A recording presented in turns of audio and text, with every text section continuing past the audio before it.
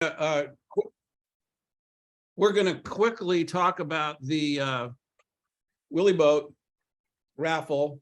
We need to get some tickets sold. We have until December 2, I think.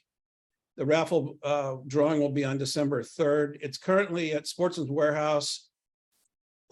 Where? Portland? It's at the 82nd store, correct. 82nd Street store. It's a beautiful boat. You'll have a great shot at winning it. It's tickets are $20 or $6 for $100. All right. So I'd like to welcome all you guys. It's good to see a bunch of familiar names. We're going to be talking with Tucker Jones, very familiar name to all of you. Tucker is the Ocean Salmon and Columbia River Program Manager.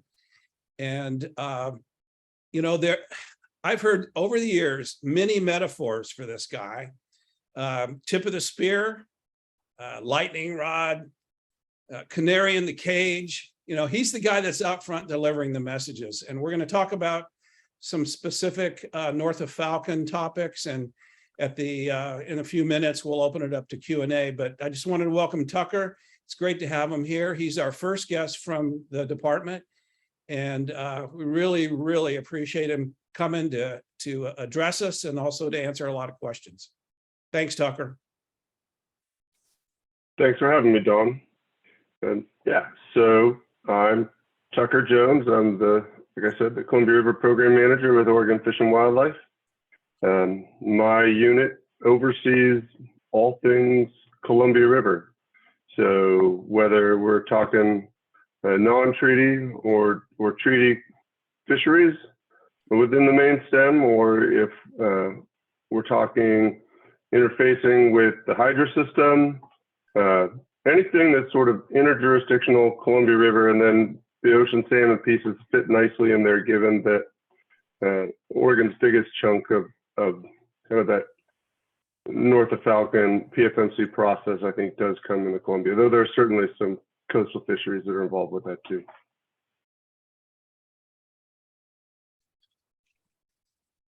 All right.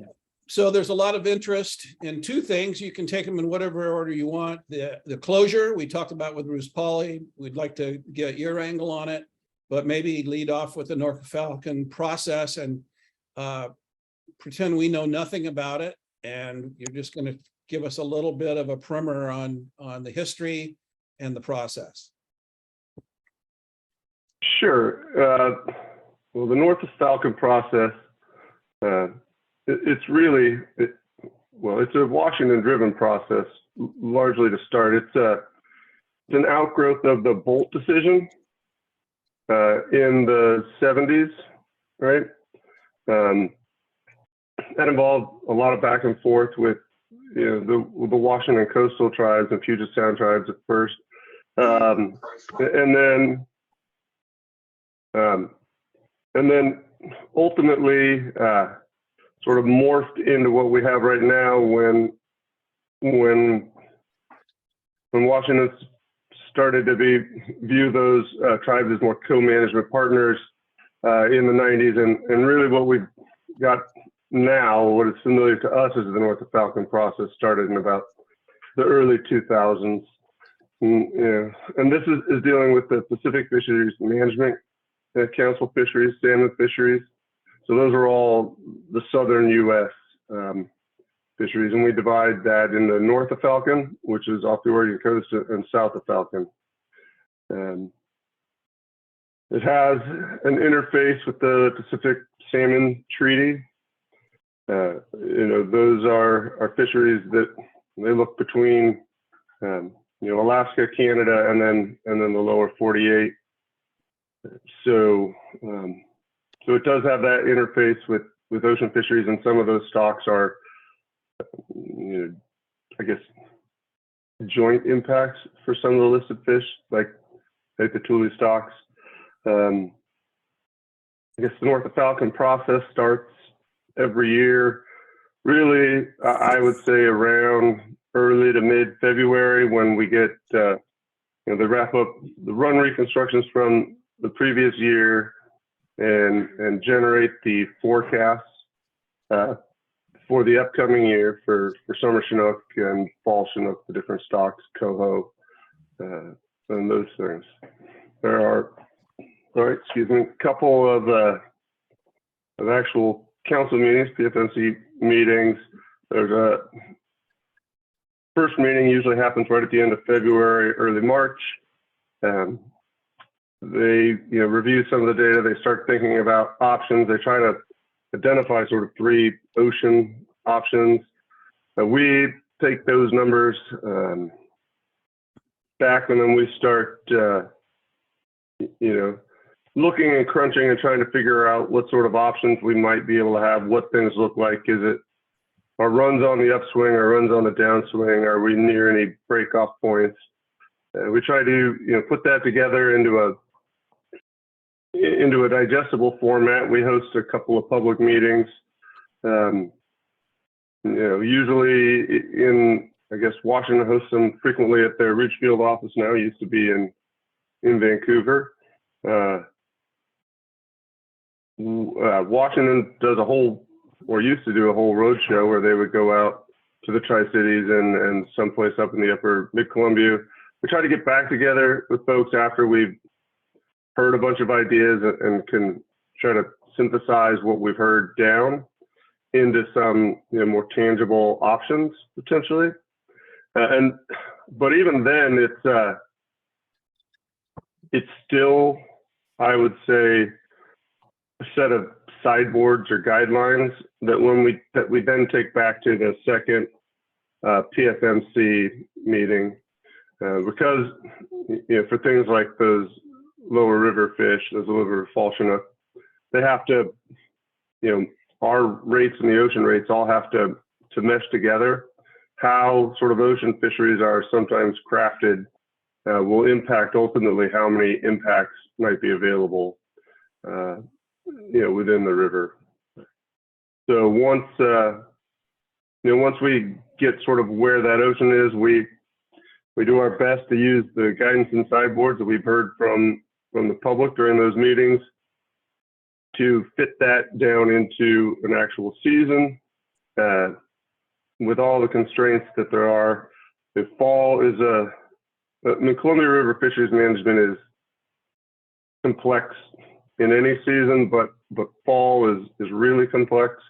There are multiple listed stocks. You have the Lower River Tule Chinook, you have Snake River Wilds, you have Snake River Summer Steelhead that are in the mix, and that can be limiting. You have, they're rarely limiting, but they're still, Lower River Coho are listed. Really at the tail end, chum are listed. They don't really ever impact, but there's a lot of things, that are in there and can limit. And what can limit varies. And again, what the limiting stock is can vary by year, and it can vary within the year based on how returns are actually shaping up, how fisheries are actually performing, and so it's a pretty difficult and somewhat moving target. And once we get to the start of the season, then it's as you all know, active in-season management, doing our best to live within our constraints. Wade, do you have any questions that have come in written? Yeah, there's one that's about the Columbia River later on, but I was going to wait until we wrapped up the North of Falcon before I bring it up. Okay, good. Okay. Hey, a question that I do have though. There's go ahead. The PFMC, which is the Pacific Fishery Management Council, is that just the United States, or does that include Canada as well? No, that's just the lower U.S. So those are our fisheries down here. The Pacific Salmon Commission, Salmon Treaty, those are dealing with the international stuff. They do interplay with each other though. Okay. Some of those fisheries are up in Canada.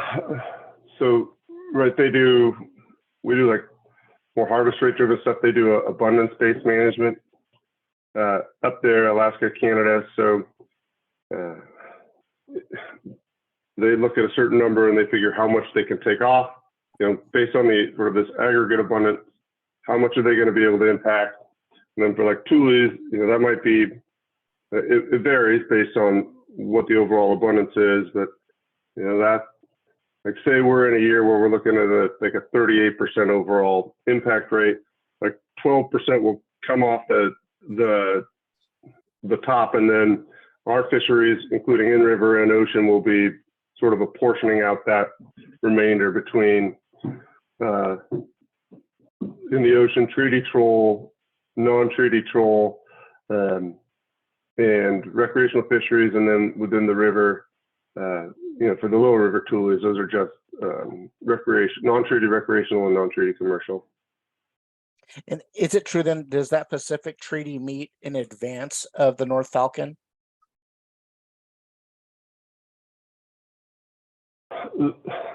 The Pacific Salmon Commission, they meet sort of periodically throughout the year, and yes, they're sort of interspersed. I didn't know if any of that information was available for the public to kind of help us. I don't want to take away from Tucker's time. I'll just add in, the Pacific Salmon Treaty is negotiated every so often, a number of years. So once that is set in place, you have essentially the harvest framework set between Alaska, Canada, and the United States. So then once that's done, then, kind of PFMC, which is Oregon, Washington, California, and Idaho, in terms of the representatives, essentially make decisions on how to manage fisheries and to divvy up the allowable harvest. Awesome. Hey, Heath, Yeah, and we got a bunch of and the new current- people in here. Who are you, Heath? We got a bunch of new folks. I'm sorry, Don. Yeah, Heath Eichler. I am CCA's fishery consultant for the states of Oregon and Washington. So I work with Tucker on a regular basis. And thanks I didn't mean to butt in, but I just wanted to add a little extra context. That's all. Appreciate you got- having you. You got No. pretty nice weather going there. for sure. Looks good back there behind Sun you. is always shining. Yeah, beautiful sunset. Thank you. The current treaty is in place until 2028. I think it runs 2019 to 2028. I think one thing to know with regards, a couple things on that. So the portion of fish going to Canada has gone down with each treaty. It was lower in the 09 treaty than it was prior to that, and it is lower in the 19 to 28 treaty than it was in the 09 to 18. But because of where fish go, I would say that Oregon winds up being sort of a net producer of fish for a lot of these ocean fisheries. And then the further you get, Washington, they catch a lot of Oregon fish, and they catch some Oregon fish, they catch some Canadian fish, and Canada catches a bunch of Oregon fish and a little bit of other things, and Alaska and a bunch of their own, and Alaska catches, everybody's fish and not very many of their own. And so as you move from south to north on the Salmon Commission, right, Oregon's sort of a net producer, and Alaska's sort of a net extractor, so to speak. Now, within council-driven fisheries, they catch a lot of our fisheries, but we also, we catch a lot of California fish, so, and they don't get any share of the salmon treaty, except that it's really different process, and they're not really impacting any of this fish. So. We've definitely got some questions coming in now. There's the top two I'm going to combine since they are Thule related. First question is, what are the prospects for the lower Columbia River wild Thule's? Why are they not doing well? And to bookend that, how are wild Thule's counted when there seems to be so many Thule hatcheries that don't clip their fish? Can I make a suggestion just real quick? Sorry. I mean to intercede here. Tucker, would it make sense for you to talk about what happened in this year's fishery in terms of the constraints for Thule's and some of that, just kind of what happened there? And then that might be a good segue into that question in terms of Thule's, how they're doing, how we, monitor the impacts. I don't mean to intercede, but does that make sense? Yeah, if Tucker's Sure, comfortable with I can that, do that'd be great. Thank you. Yeah, so we came in and out of the North of Falcon process knowing that we were probably going to be Thule limited this year. We had, preseason we carved out a bunch of Thule impacts, more than regularly. Exact numbers are never always my strong point. I want to say 9.6, somewhere in there, percent of the impacts for in-river fisheries. Still knew it was going to be limited. So when we came to our publics, we talked about ways that we might be able to extend the fisheries, especially given the volatility that we'd seen the last couple years at Buoy 10 and in some of the other fisheries. Really came in with what I thought was a pretty extreme and bold proposal for Buoy 10 that seemed, at least at the public meetings, to have pretty broad support. I was pretty impressed with the sport fleet for advancing this idea. And we spent a lot of the season in Mark Select hatchery only fisheries. And we carved out, I think, of our allowable impacts, 1.84 of the in-river, 1.86 thinking for that fishery. That fishery tracked really pretty closely to expectations, and the idea being that you're trying to get past sort of this hump where the Thules are an earlier arriving fish and an earlier maturing fish. They're destined, generally speaking, for tributaries and hatcheries downstream of Bonneville and really downstream of the gorge for the most part. So they arrive early. They're generally depart the estuary early. And so we crafted this fishery with the idea that while there were a bunch of Thules around, we would be fishing on hatchery fish. And then as they were exiting the estuary, which is usually pretty reliable, right? You get to around that third week of August, cusping on that fourth week, Thules are really starting to move out of the Buoy 10 area and towards the tributaries. And so at that point, the idea was we could convert back over to a non-Mark Select fishery when upriver bright stocks should be building in the estuary and starting their journey upstream. And so, like I said, the hatchery only portion worked really well. We had really good participation and pretty decent catch rates.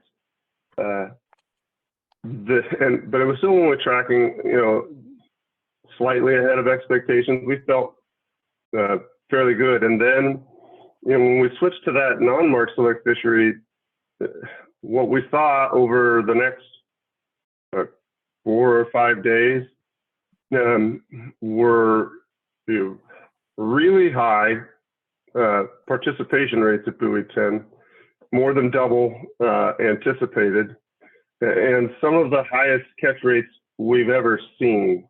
A few records on a couple of days and near records on other days, but taken in aggregate, really sort of extremely high catch rates. And when we got into work on Monday, we knew that we were in a little bit of trouble just based on the catch rates, even with sort of our preseason assumption of what the stock comps should be during that time, right? We have these assumptions that, okay, there should be this many, based on abundances, there should be this many Thules and this many brights, and they should be, going down as we go through this time. So even based on our just preseason stock comps, we knew that we were not in very good shape. We put a closure on Chinook, tried to set it with enough time to give folks, enough advance warning to get that through. So that, I think, closed on Tuesday afternoon. But we knew that we needed to get the wire in, the coded wire tags to, truth up what our preseason stock comp estimates would be. We have people running multiple trips, overnight trips, extra people shuttling snouts back to the tag labs in Washington and in Clackamas, and people, dumping extra people in the tag labs to make sure they could get cut. And on Wednesday, we knew that there was a real, by I think late Wednesday afternoon, it was not looking good. Tules weren't exiting the system like they were supposed to. Catch rates on them were extremely high. I think something north of 60% of all the Chinook caught at buoy 10 wound up being Tules this year. So just, for all you guys that say that you don't keep Tules, I would tell you that the wire says that your friend is actually catching Tules, not you, but your buddy next to you is not doing a good job of not catching those fish. And that put us in a real bind for the entire river, for all non-treaty fisheries, really. So buoy 10 in those 5 days wound up not just catching all of its share of the Tules, and not just catching all of the non-treaty sport fisheries share of the LRA stuff, but also a portion of the commercial allocation. Now, within non-treaty fishery allocations are tricky, right? It's no more than 70% of the constraining stock is supposed to go to sport fisheries and no less to commercial fisheries. But remember what I said earlier about how sometimes, constraining stocks can vary by year, but they can also change within a year. But the commercial fisheries were actually tracking slightly behind where their Thule usage was. They fish in the fall in the main stem, really primarily upstream of Warrior Rock. Most of the Thule impacts accrue downstream of there. So we had enough commercial impacts available yet that we could, cover our we still had enough. We're not over on our non-treaty impacts, within the overall setting, but we were, pinned pretty close at that point. So we continued to, crank and bring tags in through the end of everything as things closed down. Looked and crunched and worked. Had several conversations with the co-managers and feds. Eventually got to a place where we could demonstrate that we felt in a fishery of this run size, we haven't seen any Thules impacted in sport fisheries above a certain place. So we had to demonstrate any additional fisheries on the sports side would basically accrue zero or minimal additional impacts. On the Thule sharing, I think it ultimately wound up being about 78 or 79% to the sports side and 21 or 22 on the commercial side. We got those fisheries back in those places, but where we could have fisheries still occurring now, right? I mean, if they're still Chinook-driven fisheries, now we're in a space where we can't catch any more Thules and we can only catch Bryce. And so those effort was still, pretty high, and catch rates were still okay. And eventually we got to the point where we were up against our other impacts. And so we had to close those down earlier than we wanted to. It's just you don't ever want to, if you can avoid it, squeeze, everybody into one spot, because while you're solving one problem, it's, unfortunately creating another. and you can kind of know that's happening, but you really, I really want to get people out fishing. It's a tough thing, right? It's a tough decision, Well, but these are. Oh, go ahead. So, jump into that first question with, how are the Thule's doing? I think I heard you share that, 60% of the salmon that were caught that you guys had tagged were Thule's. So do we see that the Thule stock is improving, or are there, is it progress towards potentially being delisted? I have not seen the 5-year status. NOAA reviews the status of these fish. I don't. Every 5 years, I have not seen that one. Thule's, their sort of limiting factors are different from some of the more upriver interior basin. They've been pretty heavily impacted by habitat loss in their areas. So a lot of work to try to deal with that and to get them back on board. And are there upswings or downswings? From year to year, certainly there can be, but I haven't seen anything to suggest that they're on the doorstep of delisting. Okay. We're still working on run reconstructions from this year. We won't know ultimately what the final numbers are from this year for a little bit yet. Okay. It sure seemed like, based on catch rates, that maybe we're more around than anticipated, and we have some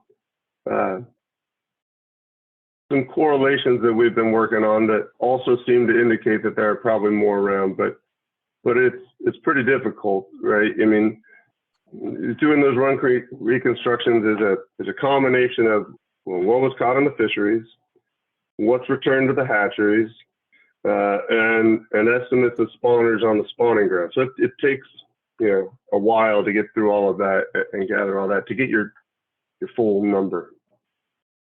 And one of our members was sharing that he doesn't believe that many of those Thule's are clipped at those hatcheries. Is that accurate? And if so, then how are we counting those returning fish?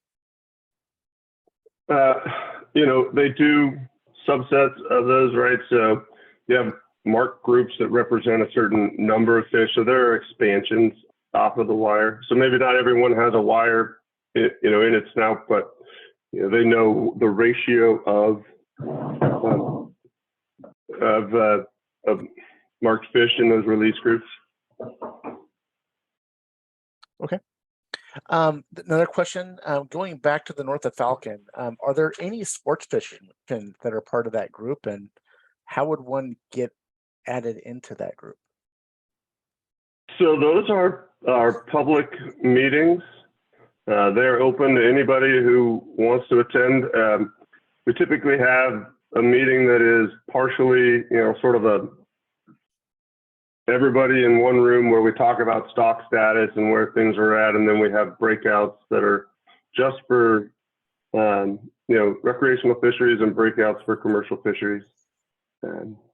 Anyone can attend. Those are not like the advisory groups that are sort of smaller and supposed to be more representative. Both with a recreational advisory group and a commercial advisory group. I think that I'm working on trying to figure out ways to engage a broader audience within the sport fishing community. Feels like it's a lot going on in a short amount of time that some people cannot always attend, and so trying to increase ways and find ways to increase engagement and getting input in is something that we're working on. Awesome. Hey, Heath, I see you've got your hand up. Yeah, thanks. I appreciate it. And Tucker, thanks again for coming on. So one of the struggles with Thule's is we don't have dam counts like we do upriver Brights or Snake River Wilds that we can update or run. And this is this is kind of the fundamental problem, right? You have a forecast, you plan a season based on a forecast, and with a stock like Lower River Thule's, it's very hard to get real-time information about how that stock's coming back. No dam count. So I'm just kind of wondering, when you see what's going on in the fishery, and we saw it in the ocean in terms of all these points towards increased abundance above and beyond really what the forecast was when you're looking at catch rates and kind of abundance, what opportunities are there to work with NOAA in this instance, or whoever it might be, to try to figure out a mechanism to do an in-season update that's not based on dam counts, because we just simply don't have that luxury for lower river stock? So that's question number one. Number two, and only because I kind of saw it listed here, can you explain to folks how we gauge impacts to Thule's, that it's really based on the hatchery fish that are harvested? That is the indicator stock. It's lower river hatchery, not wilds, and that's kind of how we then extrapolate the impacts to the wild. So it's a weird situation in that the stock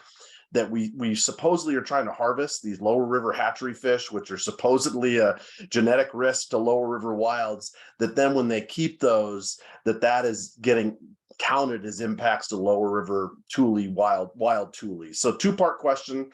Hope that's helpful and maybe gives you an opportunity to kind of talk about maybe solutions looking forward to not get caught maybe in the same position if we can.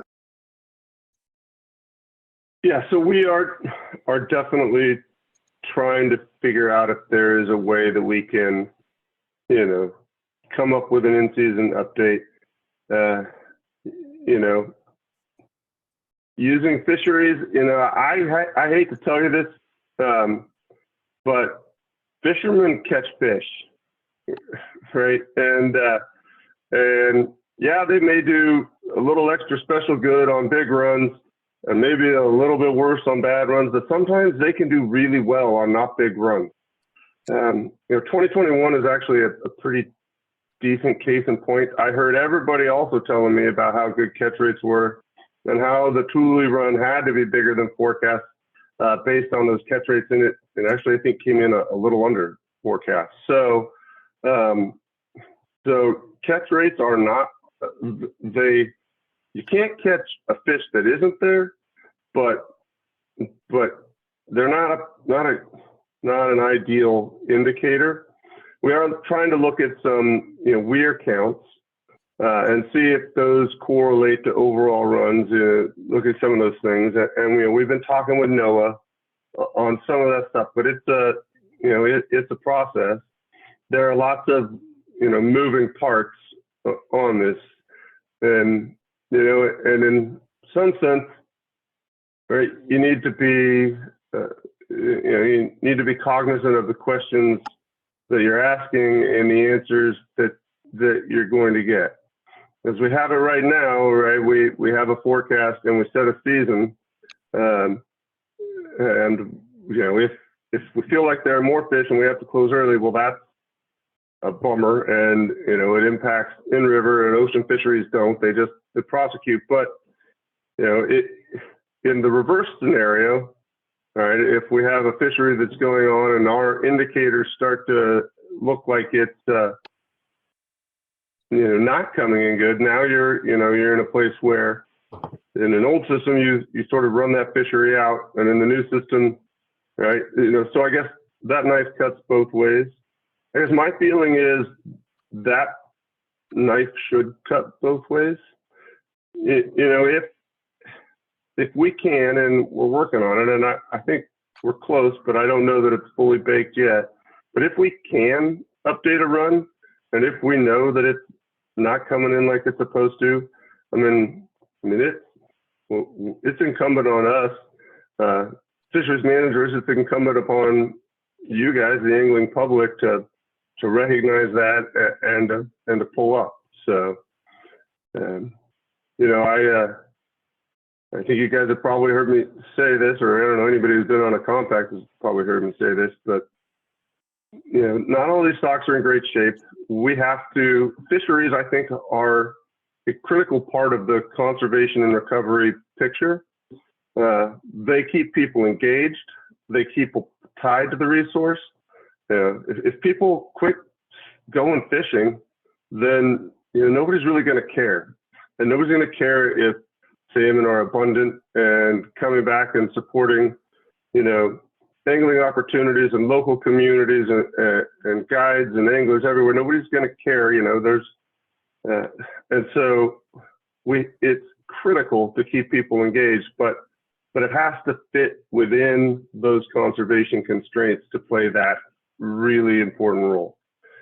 So if we have, information that says that we should stop fishing because the run's coming in less, then we should stop fishing. But if we have information that says the run is coming in above, we need to optimize that engagement. We need to get people on the water and out there fishing. And so and we are working on those things, but it takes more time than I would like it to, but sometimes you have to go slow to go fast. Okay, enough of this crap. Who did you vote for governor, Tucker? Come on. Oh, hey. No, this is not a political. All right. Hey, My connection's breaking up. Wait. Let's jump to some other river questions. So there was one of our first questions actually was moving a little bit further up the system. Tucker, are you able to speak? Oh, did we lose you? It's like his audio is connecting there. Lost his audio somehow. Maybe he's on via phone for the audio. He's doing this on purpose. He's voting right now. He's voting right now. Heath, your weather is not changing at all, so I'm kind of questioning the background. Longest sunset I've ever seen. Long, Sorry. it takes forever. I think it's 3 fingers per hour or something. You can put your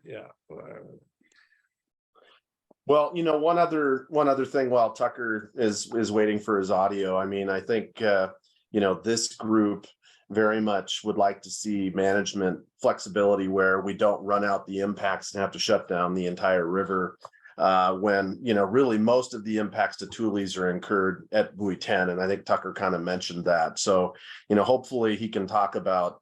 And I think you're back on, Tucker. Sorry, I was trying to fill time. Right. I was talking about, in this instance, buoy 10, you talked about it really consumed a lot of the Thule impacts.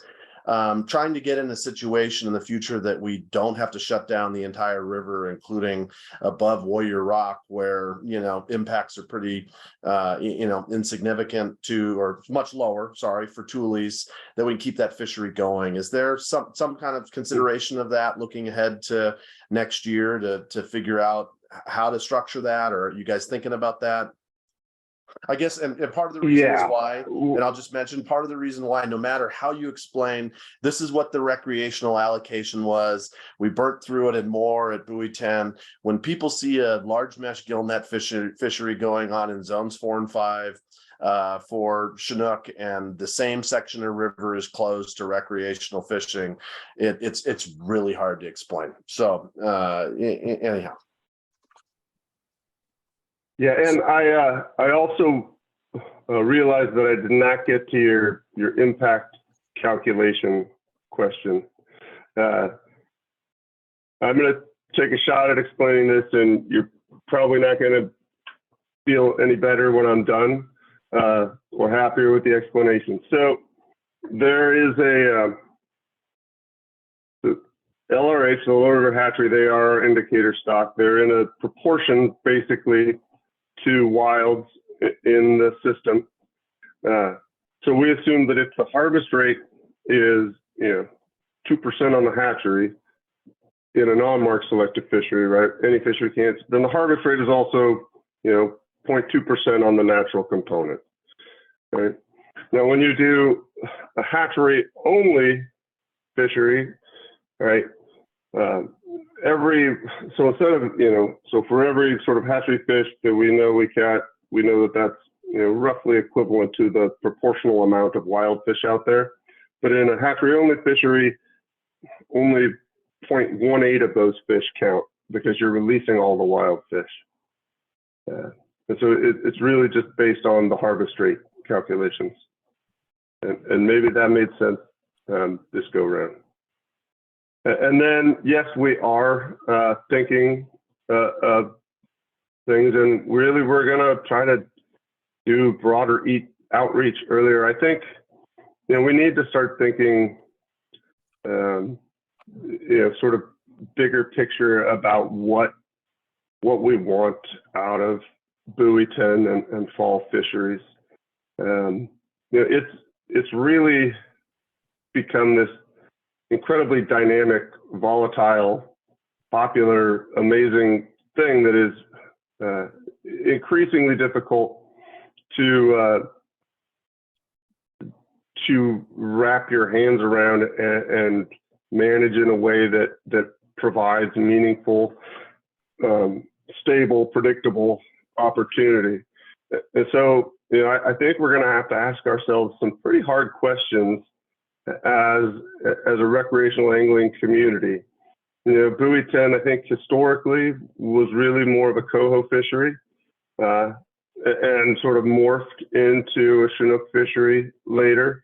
Does it need to be more of a coho fishery again? Does it need to be, a hatchery only fishery until Labor Day, and then it goes? Or do people want to have just a really short but predictable, any Chinook early season, or these are sorts of, like, rather than trying to nail down like how many mark selective days, how many any Chinook days, how many this, how many that, to start with, I think it is a what do we want to see this fishery look like? What do we value in general from our fall fisheries? And then, it also depends on sort of the mix of the constraining stocks in a year. If there's a downturn in Snake River wilds and they're the limiter, like a couple of years ago, there was a year where we were sort of sitting at that 8.25% instead of 15%.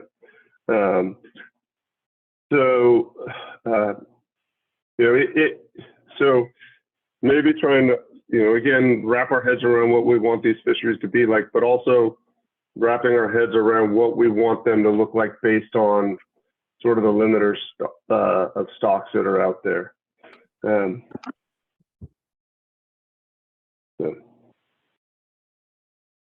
All right. Hey, it is 7:16, and I know we could have made a 2-hour meeting and not gotten all the questions, but one of the first questions I'd love to move up into the system. There was a question regarding the cold water sanctuaries at the mouth of the Chutes, Herman Creek, Eagle Creek. Has there been any measurable benefit to the steelhead? So I think it is really difficult to try to hang a quantifiable benefit on those areas.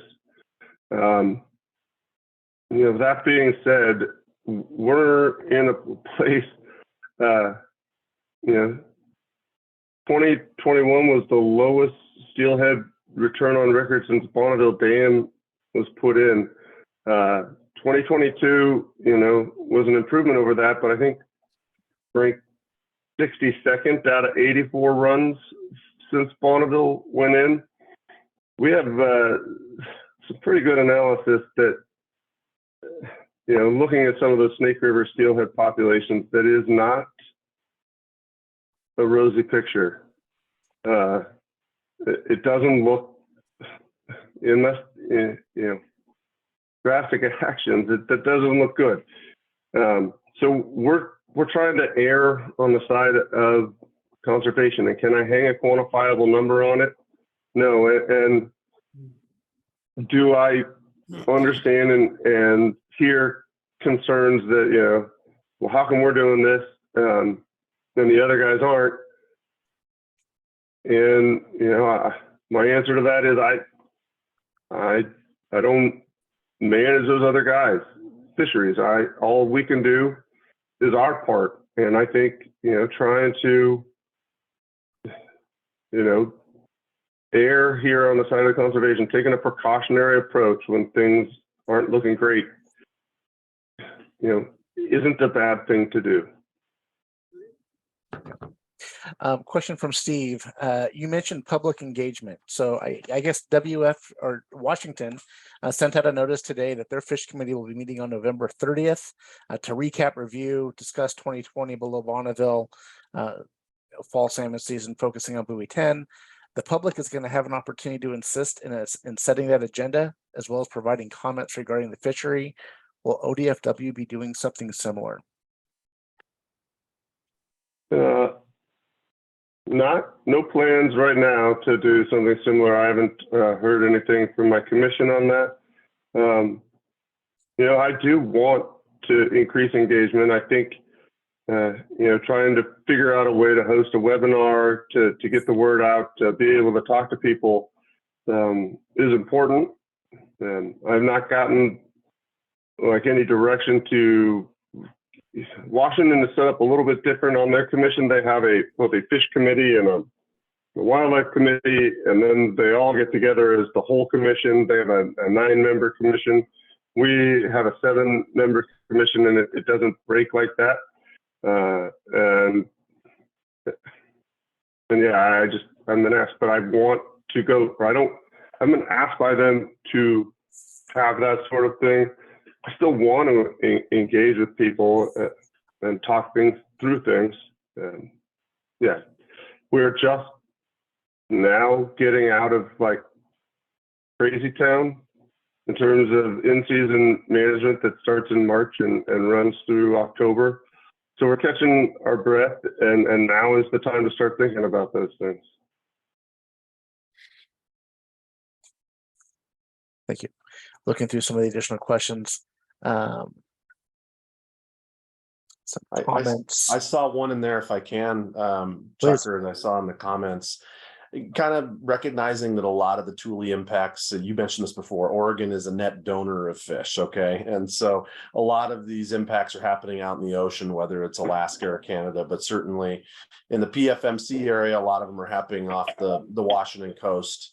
What are your thoughts about, for this group, at least I'd put it this way, not what your position is, but for this group, how would they have their voices heard to, be able to advocate for in-river fisheries and making sure that the impacts are available there, considering, as you head into that PFMC process, and so many of those impacts tend to be taken in the ocean. Any advice to folks? I'll voice it that way rather than asking for your opinion about things. I think certainly notes and letters to the commission, to staff, meetings that are public, attend and speak up. Leave written comments if you don't have a chance to get there.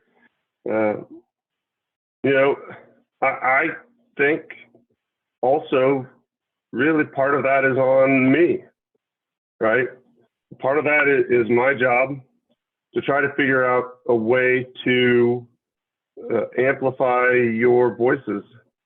And really that's, so, be engaged. You're here, right? It's important. When those meeting announcements come out, attend if you can, send comments if you can't. And then, I'm going to figure out a way to, increase your voice on that. But also remember that, there are a lot of people who fish in the ocean too. So we're, for every, one of you, there might be 2 of them. So remember that also, that just because it doesn't go exactly how you want it to go, that you're not being heard, right? I listen all the time. Sometimes the answer is no. I think that with that, you guys, we got a lot of new people tonight. You guys got to realize that there are so many moving parts. the department has to deal with and that Tucker has to bring it forward to all of us. You know, we're all passionate about what we do and what our what fishing is about and what conservation is about. And this is a benchmark for this little Zoom group that's been meeting for about an hour, year and a half now.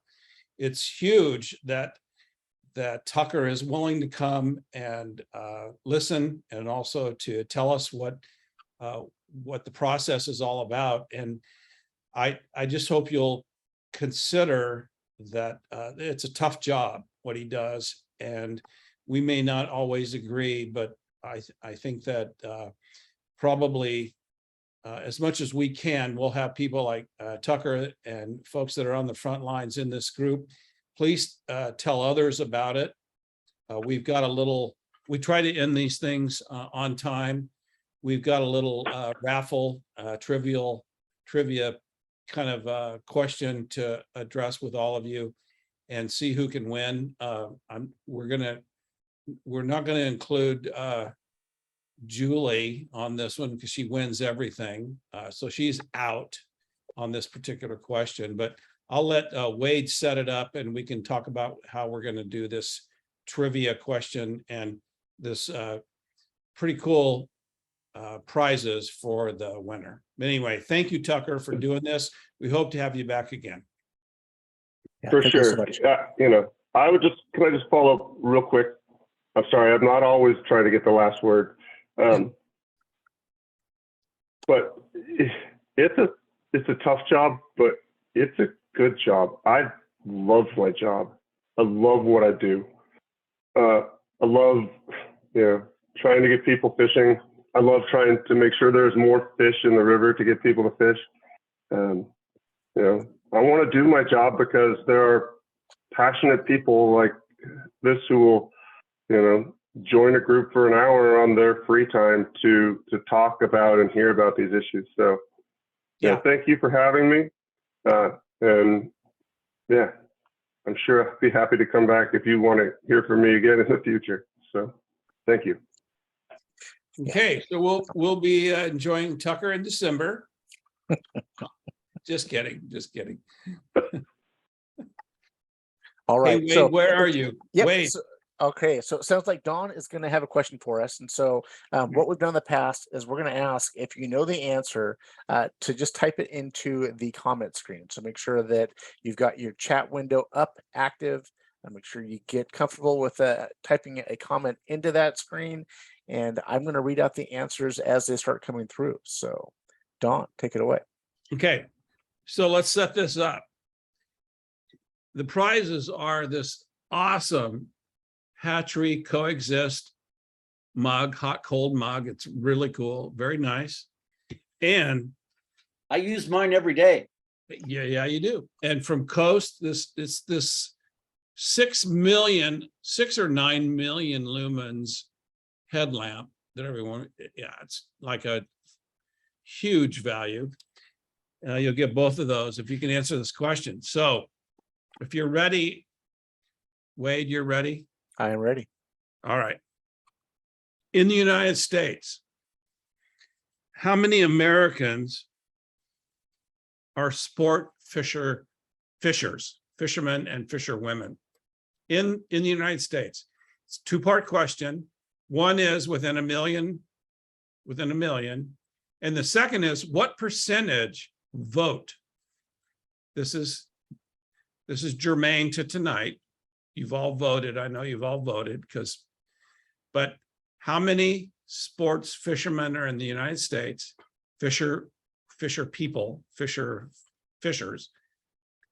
and All right. what percentage vote? First answer is 5,025,000. Not even close. 25,000,000, 48%. Not even close. 65,000,000, 30%. Closer. 3 million fish, 1 million vote. I'm not sure that one was okay. 60 million, but doesn't have a percentage. And if Julie is in this, she's out. All right. She wins everything. Julie I- Monroe. Yeah, she's out. Okay, 60 million, 10%. No, I see a 55 million. Heath, what percent? very close, very close. 55 million is very close, but not close enough. And he said 40%. Have you heard a number that's fairly close? We're not, I'm not seeing any new additions here. Come So, on, folks, you can win this. It'll be shipped out tomorrow. A 9 million lumens headlamp. I mean, who doesn't want a 9 millions lumen headlamp? Tucker's calling for Prices Right rules. I like it. Is Tucker in there? Tucker's disqualified. So is Julie, by the way. She wins everything. All right, so I think it's going to be the closest. 55 million, 40%, 60 million. Okay, that's good. It's 40 million in the US and it's over 50%, which is really good, that vote. And those are important numbers for all of us to know that we as sport fishers and hunters are a huge number, especially in the area of voting. I mean, and just with voting, we're big voters, and that's germane to tonight, obviously, but it's 40 million and something over 60%, Well, which is pretty cool. Heath so is who won that? smiling. Heath is smiling because he knows he's got it. So I don't think I have it. No, I'm half. Give it to there's a 25 million here that just to split the difference between my 40. No, Heath, this is like a $5,000 value. This is like a million lumen headlamp and a really cool cup. See, that's really Hatchery Wild cup. Yeah, well, Gabe Miller had 65 million and 30%. That's pretty close. that's pretty good. I think we should give it to Gabe because he's a Washington guy All right. and he's really smart. And I already won one of those headlamps on the first go around. So, and they really are intensely bright. Okay, you don't even qualify, dude. Hey, I said 48% of the vote. I knew of those numbers. Yeah, 45 million. I was You short. won the hula popper, right? Yeah, Yeah. No, he's out. I'm Hey, out. Hey, Cool's Don, out. I'd like to donate my winnings back to CCA. Oh, whoa. Okay, there we go. Cool. Julie's All not right. even here tonight. You're not paying attention. I represent CCA. So no. Thank you Yeah, guys. I hope you guys know what a big deal it is to have this guy here tonight. Tucker is the first ODFW guy to join our Zoom, and it's a huge thing to have these folks willing to come and answer questions. And I hope we'll do it again. I think that our tendency to overreact to decisions is one that is expected for folks that are passionate about it. But the fact that that Tucker was willing to come in and explain how decisions are made, it does come down to metrics. It comes down to numbers. And any of us, I think we could do a better job, step up.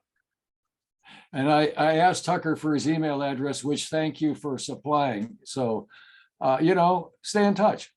Now you're in trouble. Yeah, right. Tucker, I know, he Tucker, posted you're really in trouble now. I was quiet, but I I will caveat that by saying I get hundreds of emails of course. every day.